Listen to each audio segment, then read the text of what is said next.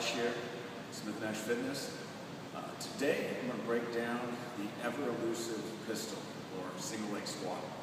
So for a lot of people it gets really confusing for them. They start standing on one leg, they don't know where to go, they typically shift their knee forward, kind of all over the place. So the first thing you have to understand is that your mechanics are going to be essentially very similar to that squat. You set the hips back, you're driving the knee open, you're staying over it. The only difference is now we're shifting our center of weight so that it is in line with that foot. So sometimes just getting at the bottom and shifting side to side, the bottom of that squat, that air squat, can help you find that position so that eventually you're just sitting over and you have all that weight to one side. The second thing that people do, which is tablecloths, they roll the toe. So they think more about bending the knee and going down as opposed to shifting their mass back just like you would in a good back squat. So as you sit back in that back squat, you set the hips back, you drive the knees over. Third thing that people worry about is, are they strong enough? So to answer that question, typically if you can sit down into a lunge, you set the knee down, and you stand up, and without pushing the foot up off the ground, you slightly turn into the knee and stand up, chances are you're strong enough to do the pistol. So the first progression that I like to take is we start off in our squat stance. We hinge our hips back, we drive the knees open, we squat into it, and up. Doing this for about 5 reps.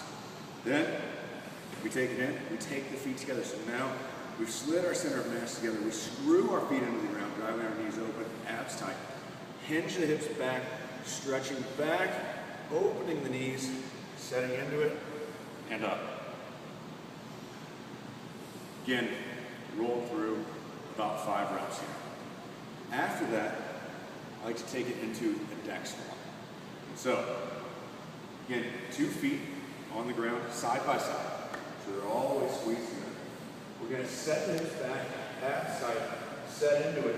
We're going to roll back and roll up, bringing the heels underneath.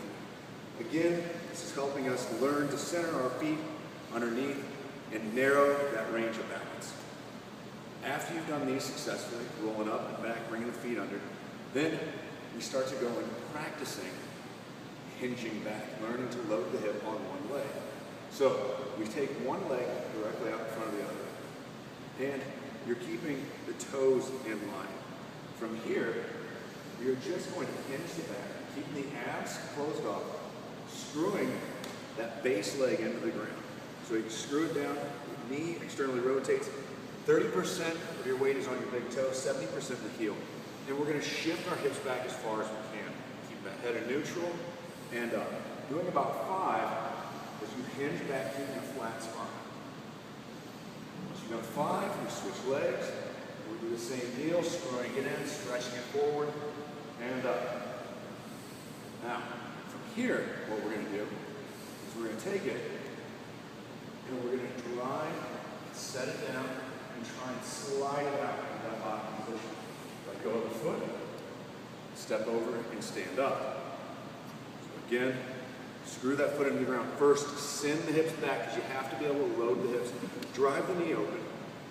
Settle the hip down, hold the toe up, set into it, slide over, stand up. On this, do 2 to 3 aside, take it in small numbers. So again, you're trying to coordinate the balance, things like that. Now, next step is we take it, we stretch it as far back as we can, we grab onto the toe, we drive the knee open, we settle into it, keeping the hip off, and then we drive it up. And then from here, you just progress into the fold. Again, sending those hips back, keeping the foot up, and let go of the foot, and squat into it, up and down, and that chest up. If you want to, sometimes it helps to kind of counterbalance it if we use a kettlebell, nothing too heavy, 15, anywhere between, I'd say right in that 15-pound. From here, again, we stretch back, we reach it forward. Reaching it forward counters the weight and allows you to stand and balance up. Again, if you want to take it a step further, and you actually want to make this more difficult, you can work the bell in a rack position either side. So, hook it in, chest up, abs tight, reach the foot out, set the hips back, sink it down, and drive it up. Work the same side, just loading it just a little differently. Chest up, hips back, stretch it back, and up. You get super adventurous. You practice a dual rack. Taking it in, abs tight, chest up, sending the hips back, and driving it up. All right, give it a try. Let me know what you think.